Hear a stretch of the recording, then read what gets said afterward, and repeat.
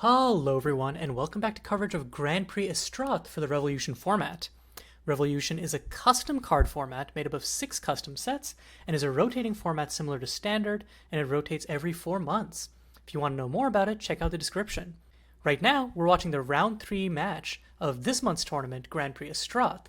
Both of our players, Lee and Redpanders, are both 2-0, so whoever wins this match will be 3-0 in Swiss, and that guarantees them making top cut in this tournament. Lee is on a Mardu build of Extraction Mission, which is essentially a fast, aggressive deck that is built around the recursive potential of cards like Garen, Return Profit, and the aforementioned Extraction Mission, which is an Unearth, which gives you a hasty copy if you paid red to cast it. 3 mana Unearth, that is. Meanwhile, on the opposite side of the table, we have Redpanders on Naya Toolbox. It's a creature-based mid-range deck that uses Acid Hydra and Summoning Swords to play a wide variety of utility creatures and just aim to go over the top by playing fair big beaters with good ETBs. So right now, Redpanders making a choice to not... Redpanders was on the draw and kept a hand with nothing before turn 4, which is crazy to me. I guess you could... I don't know if... Does Redpanders deck even have any 1-drops? No, I don't believe it does. You can't even Acid Hydra on turn 3. So, I mean, Survivors is really good at clogging up the board. Cathette is really good at clogging up the board and also stabilizing. So I can get that, but it does feel a little bit audacious in some respects to give your opponent 3 free turns as the aggro deck. And Lee now has perfect mana, thanks to a timely redeveloped Cityscape last turn. Let's see what 3-drop they choose to run out. I think you can't run out Audacious right now, but Garen and Data Weaver are both good. Grabs the Survivors of their own and an Acid Hydra. Both these are not going to be super useful until Lee hits 4 mana, but still pretty decent nonetheless. Top deck Braze is huge for Panders. Allows him to kill the Data Weaver and thereby prevent Lee from actually casting those.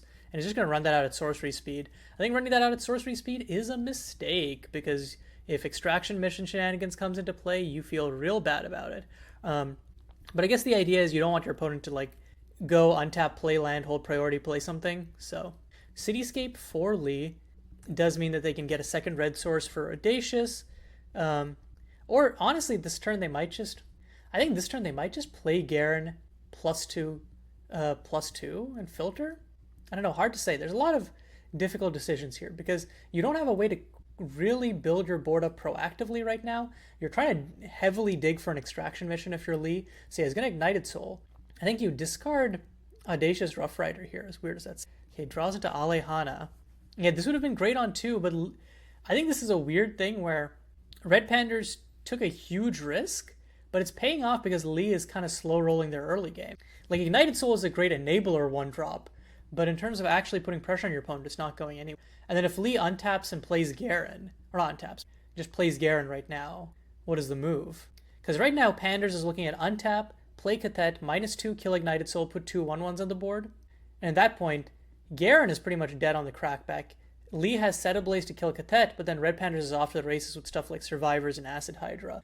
Like, as long as the game goes long, I think that Redpanders... I mean, both of them have great ways to trade resources, but I think Redpanders does just edge it out by having good life gain and ways to mitigate Lee's reach. Because usually the game plan of the deck is get into like a resource war and then completely invalidate what your opponent is doing by like reanimating Scofo's Conqueror. You draw 2 cards, deal 4 damage to an opponent. If they don't have any blockers, you swing in for 4. You put them in really precarious positions and just burn them out. Okay, so Lee discards the Set Ablaze and Alejana, draws into an Extraction Mission. So it is live next turn. No mana value for creatures for Speaker of Ash, notably. Because I was thinking that you could seek a Speaker of Ash and then maybe kill Cathette, but then Lee doesn't have any 4 mana value cards right now, so it's not actually an option. Oh, and Panders is not playing Cathette. Panders is just going for the aggression themselves, dropping Ardor. So is Poke face or Poke Garen? Okay, pokes Garen down to 2. I mean, I think that this is mostly fine. If you're Lee, I think you don't... Again, if you're Lee, you can Extraction Mission, bring back something, get a token copy of it, Garen -1, sack it, get the ETB again so that you're effectively the token trades for an actual card. I don't know. I feel if I'm Lee, I feel pretty good about that instead of like Katet. Okay, another Speaker of Ash. Ignited Soul does have Menace, so Lee could like shop something away to draw into another card, but I don't know that you. I think that you want to just Windmill Slam Extraction Mission. Honestly, just bring back Scophos. Scophos is so good. Like I could see an argument because I could see an argument for Data Weaver, but I don't think that's right. Yeah, okay. So Scophos Conqueror coming down, because here you deal 4 to your opponent. You swing with Scophos. Presumably they don't want to trade Ardor for it. So then you're dealing a total of 8. Then you Garen and you swap for something else. Like that's pretty not bad. Okay, Face of the Phoenix, another set of Blade. I think the burn plan might be truly like super legitimate here all of a sudden, because again, you have a second copy of Scophos in Grave. You can attack with Ignited Soul and Scophos. It's 5 damage. Redpanders goes to 8. You Garen -1, get back Scophos. Your Redpanders goes to 6. Next turn, Redpanders is probably going to Katet and then kill Garen in that case. No, attack with Ignited Soul. Ignited Soul has Menace. That's 1 extra damage. There's no reason not to. You don't really want to. I guess you could block with it, but you're the one applying the clock. Attack with the Ignited. Oh, okay.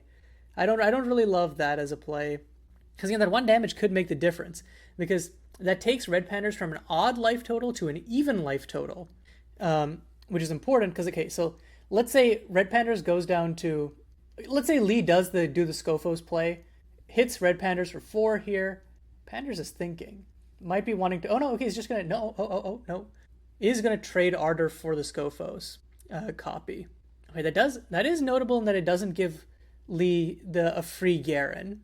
But I mean, can still Garen -1 here and get back another Scophos. That is heads up from, because I thought Redpanders was going to choose to keep value on board, but again, this burn plan is real. And while Katet as like a gain 4 and clogging up the board is really good for stopping that, if Lee can just kind of uncontested just keep drawing cards to hit more extraction missions and just loop Scophoses, it's it's hard for Panders to contest. Tapping 2, Lee is going to play, hopefully not Set Ablaze. You want to play Face of the Phoenix, if anything, because Set Ablaze, if Lee saves Set Ablaze here, they can kill Katet. Otherwise, they have no way to kill Katet. Oh, yeah. And then I guess you just discard your creatures. Okay, he's just going to discard the Speaker. So yeah, he's going to discard both creatures, try and draw into something. Gets another Audacious Rough Rider and a land. I think, yeah, another line is Scophosing for Data Weaver, and then next turn you can cast Acid Hydra. If your opponent doesn't have removal, you can cast Acid Hydra to find another Scophos. I think that's honestly pretty decent, but he's going to Scophos for Scophos here. Draws another card. So Lee is flush on cards, got Panders on a decent set of damage there. But again, Katet comes down and really makes things difficult for Lee. Yeah. I mean, yeah, you Katet here, kill Garen presumably, make 2 1/1s, all of a sudden the board is gummed up. And this is what I was saying. I think that you really want to save those Set of Blazes in this matchup as a way to kill Katet, because otherwise she just threatens to either +1 and survive, or just -2 and do this again next turn. I'm trying to think through what the lines are for Lee right now. Because now Lee has no recursion, has some decent stuff with the Audaciouses, but I don't really know if that's where you want to be. Has no way to actually kill Katet this turn, can swing in with both creatures, but then Panders just trades. The crazy part is, yeah, if at worst, if Lee had pointed the Set Ablaze at the Soldier, Lee could poke Katet down to 1 loyalty. Okay, is gonna run out Audacious Rough Rider. Grabs a Lavatorn Fields off the top. I don't think you need that. Yeah, it's just going to make a treasure. I think that you wanted to play Face of the Phoenix there to dig deeper and actually hopefully hit an impactful card. Yeah, I think that this is the problem. This is the turning point. This is where the game spiraled out of control for Lee. Okay, now Lee is casting the Face of the Phoenix. Yeah, I don't think this is the right order at all. And there's the Set Ablaze. If Lee had cast Face of the Phoenix, hey, but it's okay. And the problem is now Katet +1s next turn is harder to deal with. Okay, he's going to swing both at Katet. No, swinging both at Face. Okay. He's just trying to go for the I'm going to rush you down with damage plan. Again, Cathet as a gain 4 clog the board really does stymie that, so I'm not sure how well this is going to go, but we'll see. Okay, Panda's just going to take 5. Oh no, okay, it's going to triple block the Scophos. Okay, takes 1 from Ignited Soul. And yeah, again, Panda's is entirely fine with this, because again, next turn they can drop Survivors of the New World, create 3 1/1s, and then either Cathet to... Oh, main 2. Oh, Lee did have the mana to set ablaze. Okay, so he's going to kill Cathet. I think I must have missed a land somewhere. And then discards their hand, gets Scophos plus Ignited. Again, Scophos is not the worst here, but you really, really are trying to dig for that second extraction mission. Lee is already more than halfway through their deck, as crazy as it is to say that, and hasn't hit that second extraction mission. Or a second Garen, for that matter. Survivors coming down to clog up the board. This is less scary than a Cathet. I think that Lee is back in it now. I know that it seems worrisome, but again, you can just ignore... all of this is ignorable. The Acid Hydra is scary, because if Panda's top decks another land, they can go Acid Hydra into Indomitable Jikru, which gains them 5 life. But if you're Lee here, I think you're honestly in an extremely fine position. Just don't attack. Okay, don't attack is actually maybe a bad idea, but I'm thinking like Scophos, sack Ignited Soul, and just try to draw into something, basically. You can also wander Audacious Rough Rider, and then dig 2 cards deep for next turn. I don't hate that as a play either. So yep, Scophos, sacking Ignited Soul, yep. Speaker of Ash, now does that do anything? No, you can't, there's nothing of Panders that can be killed by Speaker of Ash right now. Do you play it anyways as a threat? I think you play this or you play the Ignited Soul, you just commit to the board in some way. And I think another option for Lee there was honestly, you could have wandered Audacious Rough Rider. There's also flashback Face of the Phoenix, because I get the idea. You want to like apply damage while getting stuff on board, but it doesn't really line up nicely here when you have 3 mana to do nothing with. No. Okay, swinging with the Audacious Rough Rider I think is bad, because then Panders just chumps with one of the Survivors and potentially draws into a Haymaker. I think that's really, really bad.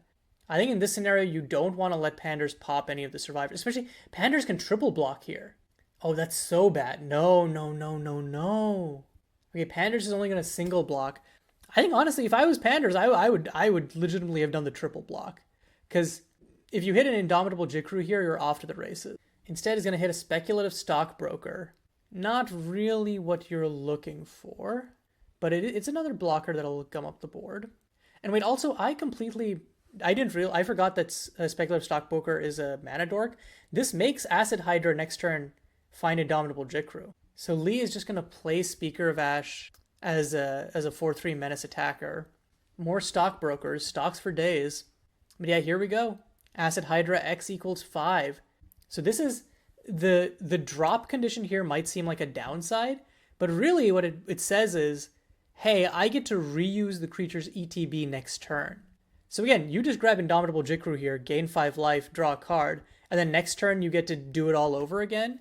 Yeah, here it comes, Indomitable Jikru. And all of a sudden things are looking difficult for Lee. Because again, their plan is to win by combat and burning out, and this is not really... Lee themselves acknowledging it seems like you have stabilized. Oh wow, Lee with the great top deck, the Dissect Intel hand attack, steals away the Indomitable Jikru, buys them another day, and now Lee can either play the Mountain, wander Audacious Rough Rider, or can Face of the Phoenix, which I think that you want to Face of the Phoenix here, honestly, because that's straight up drawing 2 cards. But yeah, okay, and. So Lee is tapping. That's going to be 5 mana. I think this is going to be... Yeah, this is Face of the Phoenix flashbacked. Let's see what Lee gets. Cityscape and Garen. Cityscape is bad. Garen is good, though. Because with Garen, you can start looping these Scophoses next turn. And I mean, it's slow, but again, you have to remember that every time it's drawing you a card, it's probably going to get you a little closer to another extraction mission, and it's also dealing damage to your opponent. So... yeah, and this is the situation where things are a little annoying for Panders, right? Because you can start swinging out, but you are on the defensive.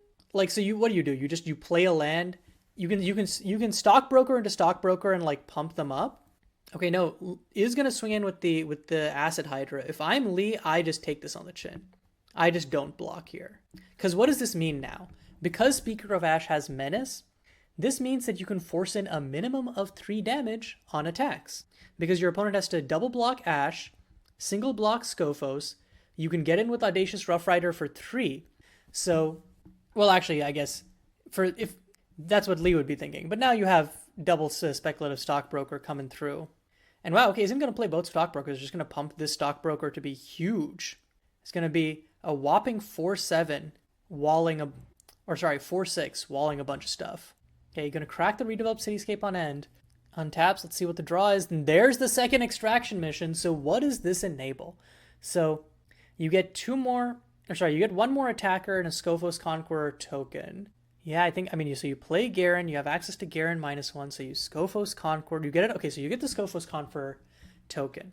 You can get in for a minimum of 4. You do 4 because so you get in for a minimum of 3. You do 4 damage from that, so that's 7. And then you do 9 damage this turn. Okay, I think that's pretty good. I think that's kind of the line you go for, maybe just a little bit. Yeah, I think that's probably the line, right? You extraction mission Scophos and hit in for 9 this turn. And then you threaten lethal next turn unless Redpanders has something better going on. And by better going on, I mean Catet. And Indomitable G Crew number 2 off one of the survivors is possible too. And that's a little scary. I don't like this at all. Okay, gets a 4 cards here.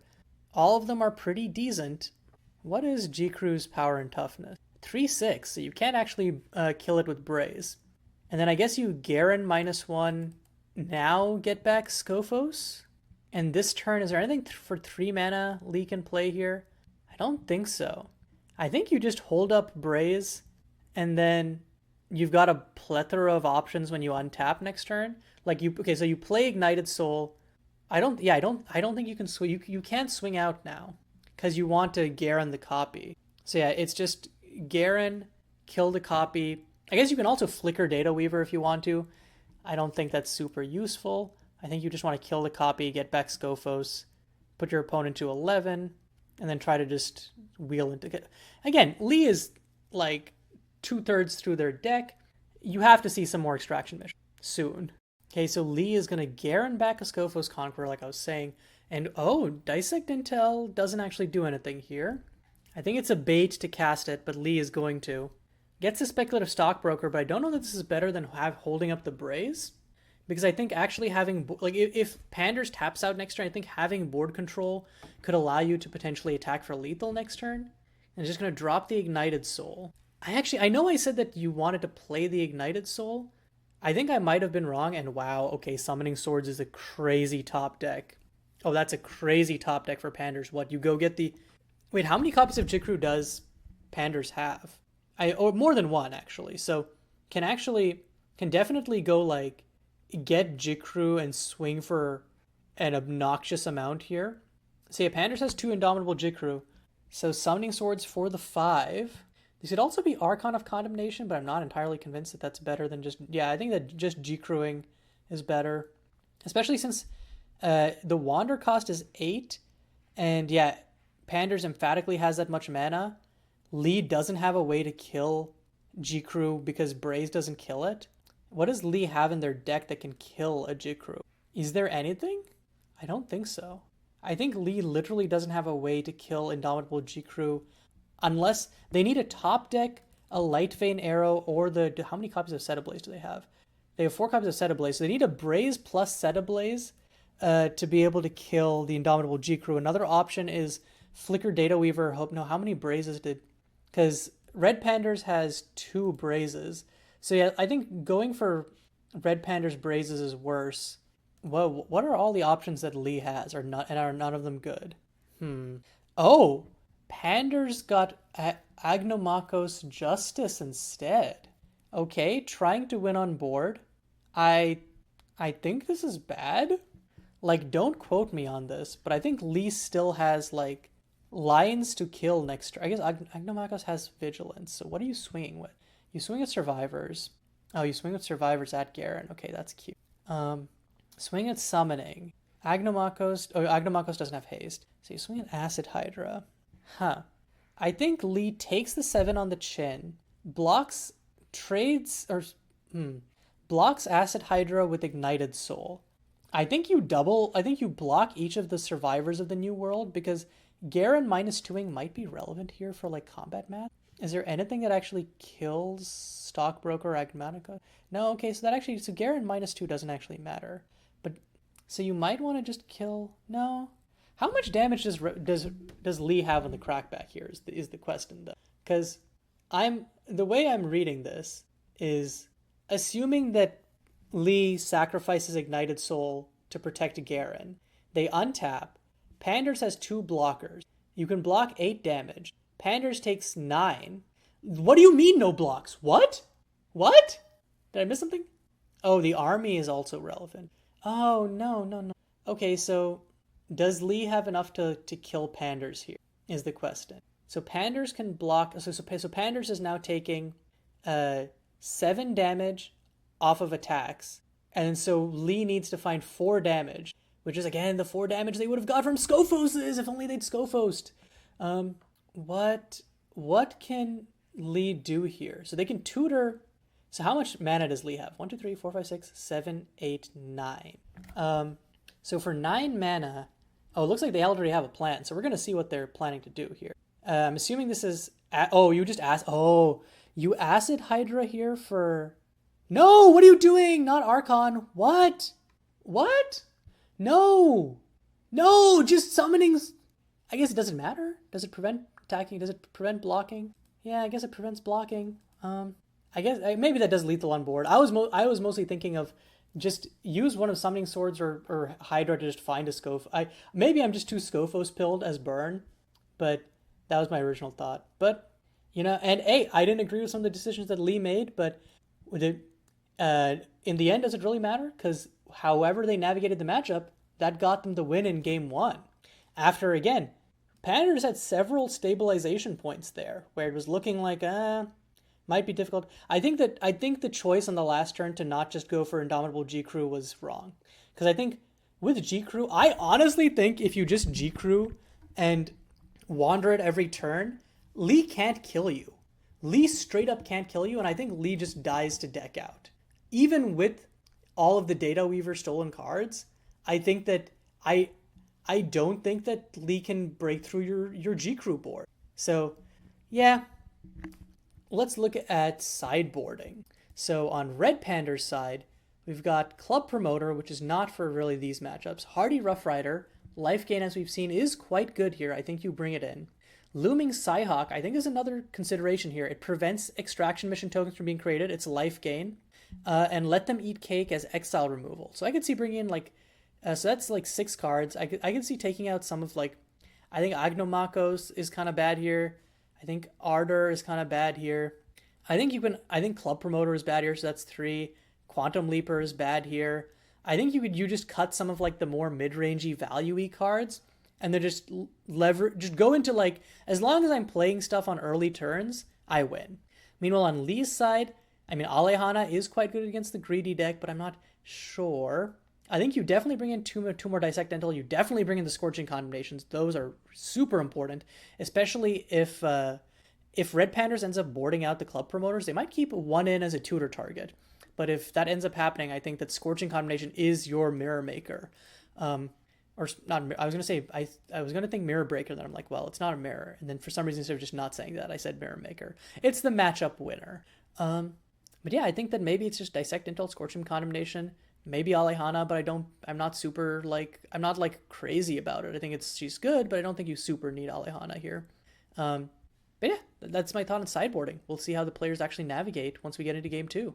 So getting into game 2, we're immediately seeing some of the sideboarding questions I had answered. Panders did keep in at least one Club Promoter, did bring in Let Them Eat Cake. Meanwhile, on Lee's end, turn 1 Ignited Soul here is pretty good. Panders is going to be able to untap Let Them Eat Cake this, which is what I'm assuming they're going to do. Yep.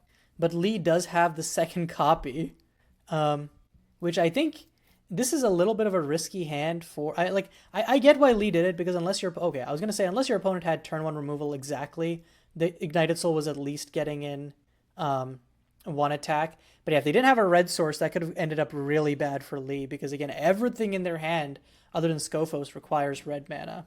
But yeah, now this is a reasonable place for Panders to be? I guess if you're Panders, do you just Club Promoter? I mean, you can Club Promoter, kill the food, make it 3/3.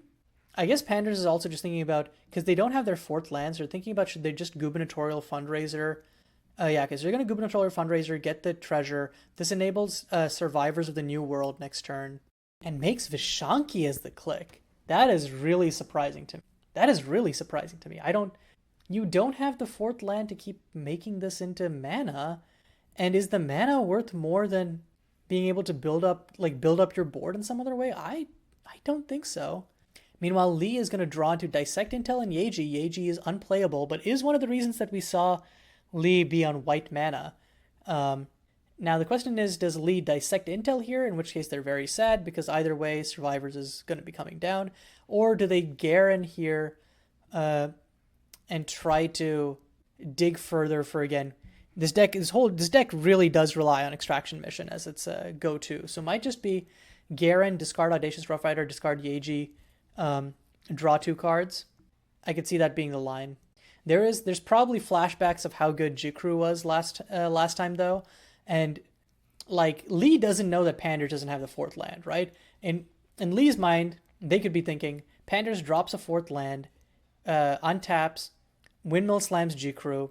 Why else would they play Gubernatorial unless they had a 5-drop that they wanted to slam, and the best one is Jikru. And then if they play that, what am I going to do to recover? So yep, Lee goes for the safe play of the Intel.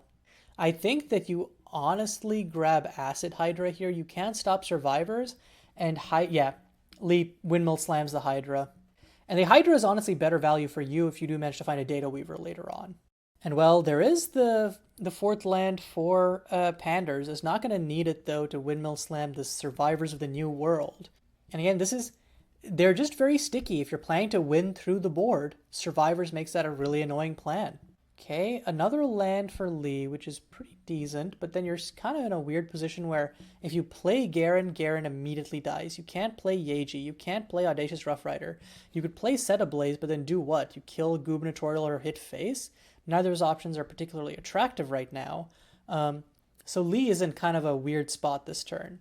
Like, I think that the right play may just be Set Ablaze, discard Rough Rider, discard Yeji, kill Fundraiser, try to draw into something. It looks like Lee is going to go for Garen and discard Set Ablaze and Audacious Rough Rider. That could have been very bad, but how many planes does Lee have actually? Because this is a weird scenario. If Lee only has 1 planes, things get a little funky. Lee only has 1 planes, so now doesn't have a great thing to exile to redevelop Cityscape, because if you exile the planes, you can't play Yeji. The one of planes is there to be fetched by redeveloped Cityscape. So it might be that you just don't crack Cityscape this turn. Pander's gonna untap, just swing to try and kill Garen. I think that if you're Lee, I almost wonder if you just Ignited Soul into... Yeah, I think you might just Ignited Soul into Gubernatorial Fundraiser. Yeah, I think that you want to... No, yeah, I think that you want to... Ignited, yeah, and then you because you want to be able to Garen -1 next turn, I think is the idea, yeah. Because being able to go double Scophos and then sack, bring back Audacious Rough Rider is pretty good. We're getting more Survivors. Again, not... Like, the main downside of Survivors is that they don't win the game very quickly, right? So if your opponent is just trying to... They're only good in, like... Or not only, but they're mostly good in a defensive scenario. Like, we just saw a place where, like, okay, there are multiple bodies, so your opponent has difficulty blocking. But the clock they actually present is pretty slow. I mean, but if you're playing 2 of them back to back, and all of a sudden, if your opponent risks blocking any of them, they're in danger, things start snowballing out of control. Whoa, so Lee is going to crack the Cityscape, exiling the plane. Does this mean that Yeji is just uncastable? I guess what Lee could do is, right, it's the line. Because I'm thinking, like, instead of -1, +1 Garen, discard Yeji. It doesn't make a non-legendary copy. So Data Weaver potentially threatened to go over the top.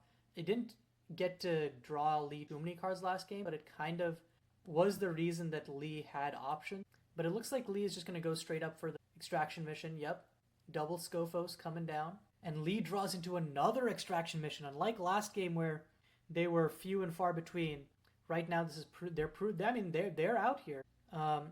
I don't think you want to attack with the Scophos copy. I think you probably just... Or just, I was going to say Garen, bring back Audacious Rider, but Garen can't just bring, so you might just Garen minus, oh no, but if you sacrifice the copy, you can. So yeah, you just Garen -1, sack the copy, bring back Rough Rider, because I don't think you want to attack with a copy, because then you give Redpanders, and you know one card in there, you know the other, you don't want them drawing into 3 new cards that could be like Hydra or stuff that, because again, as long as your opponent isn't, I think that's fine by Lee. So yup, is going to Garen -1.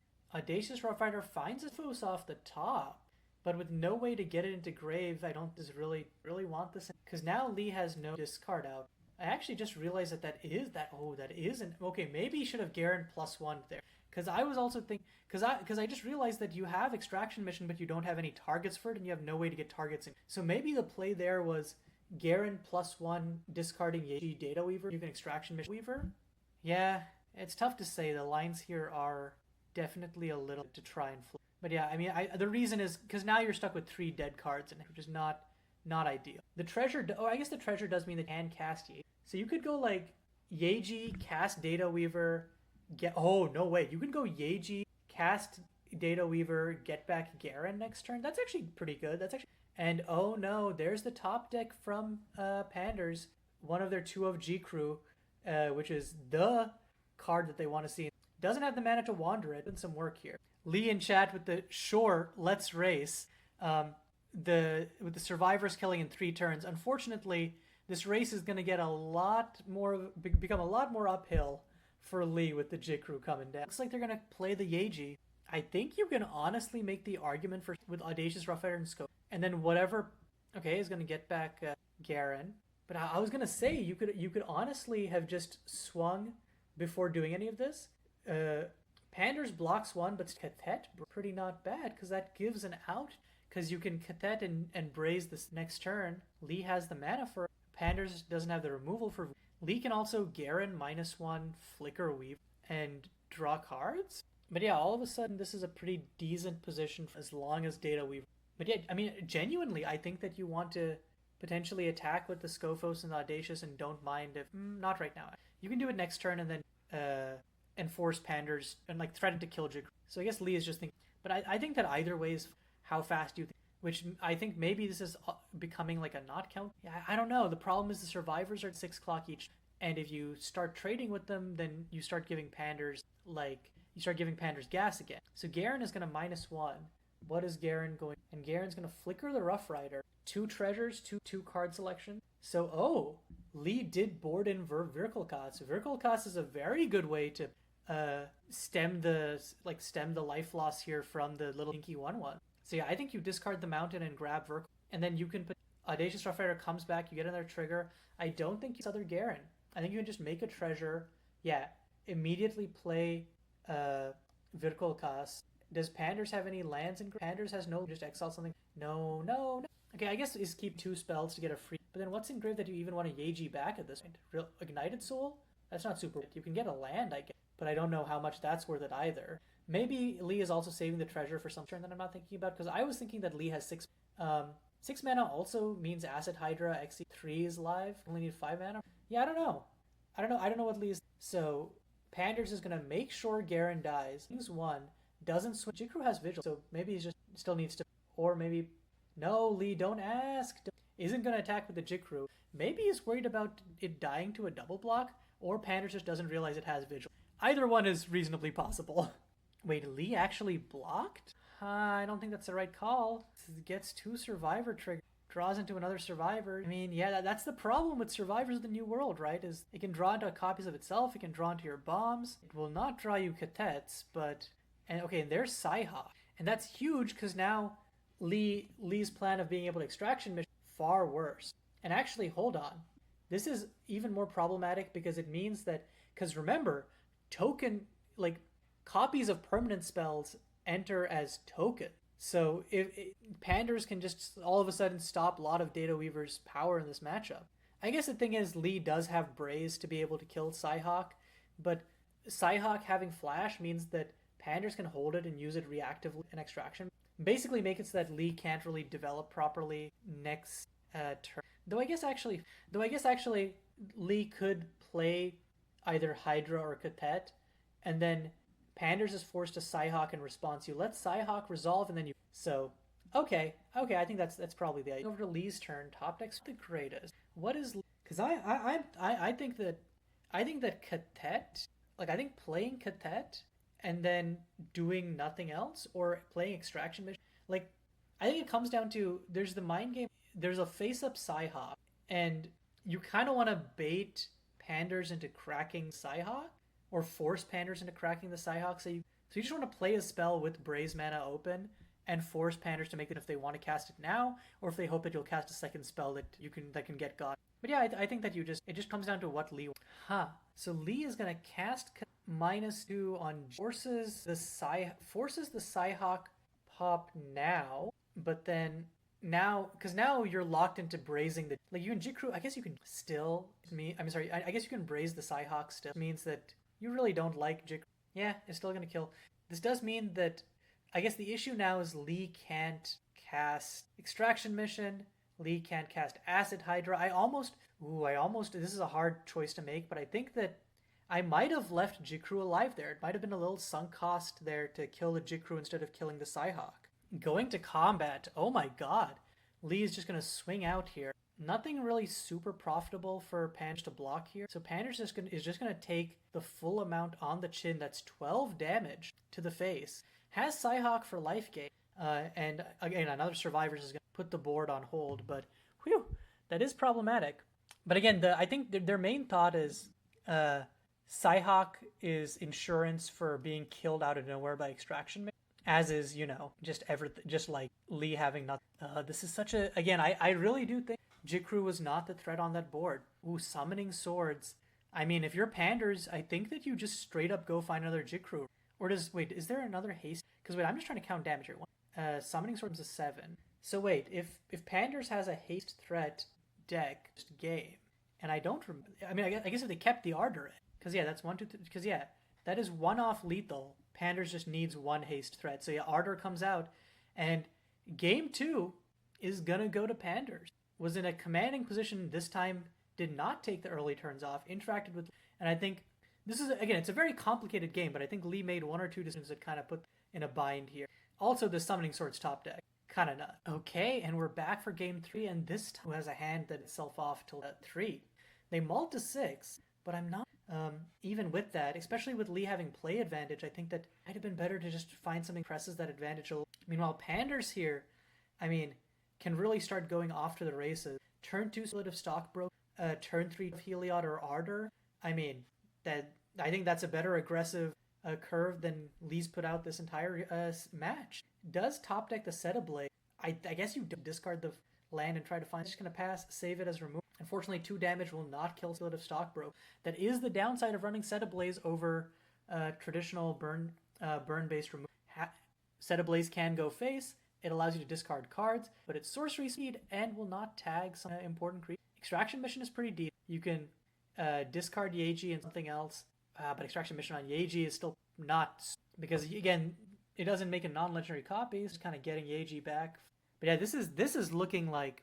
This is looking like Panders taking game 3 unless something changes real quick. Okay, so Lee is going to play Garen and is going to +1. What's a discard? Just Yeji. I think you discard the Plains too. Draws into 2 lands. Not what you want to see. And it's not like Panders wasn't already spoiled on their 4-drops, but top decks the Survivors of the New World. I honestly think that you wanted to go Ardor there to put pressure, and then you could poke down Garen, but I guess Ardor also buffs the token copies of Survivors, so you get some surprise damage. Yeah, I'm not loving... Dissect Intel is good in situations not like this where... I honestly think this is a situation where... if I was Lee and I played Dissect Intel here and I saw this in Redpanders hand, I'd concede. I'd be like, you got it done. Good games. Nice set. But... Because, yeah, I don't think Lee's deck... Lee's deck has a lot of grind potential, but I don't know that it can play well this far from behind. When you don't have, Scophos or Data Weaver in Grave, or any way to actually... I mean, I guess you can dig... He's going to Garen, discarding some of these lands. Yeah, both the Lavatorn field. And 2 more Extraction Missions. Oh my god, this would normally be so gas, but it's useless. It's downright useless here, because the only target is Yeji.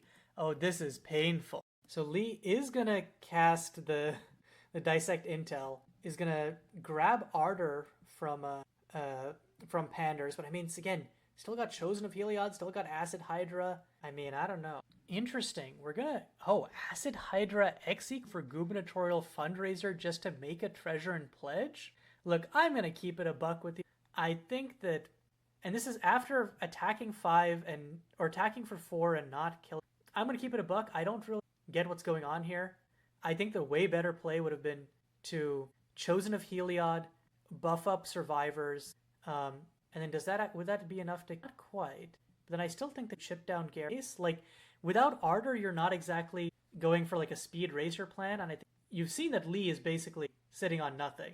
So you just chip out their one resource for preventing that being the case, and then just overwhelm them on board. So I don't think Panders can lose this game from this position, but I think these are the plays where it's like, I don't know making them, because it's kind of unnecessarily value-brained when you can push your advantage. And this time, unlike last game, ends up making Hazak instead of Vishanki, which will give them more reach in the long run. And oh my god, another Garen off the top for Lee. I mean, I think that you Garen discarding... I think you might discard Extraction Mission. Okay, no, I guess you discard Extraction Mission Garen. You can't risk Ignited Swamp. Yeah, those are not impactful 3-drops that are going to bring this game back into your favor. Oh my god, and is going to Extraction Mission just to get back Yeji. Oh no, oh no, oh no. Okay, Pander's top deck to let them eat cake and is going to exile Yeji. And, I mean, at that point can just go into Chosen of Heliod? Question mark? Is not going to swinging at face and is not caring about the Garen. I guess that's another angle if you're just like, my opponent has no gas. I'm just going to end the game right here. Oh, Acid Hydra X equals 4? What are we even getting? What has a good ET? Blooming Cocolona does not make... Why would you Blooming Cocolona to just kill Ignited Soul? Oh, Survivors of the New... Right, because you can Survivors and get 2 copies. They'll just bounce it. And Lee is saying that they're going to concede here. Yeah, I think that ended up being...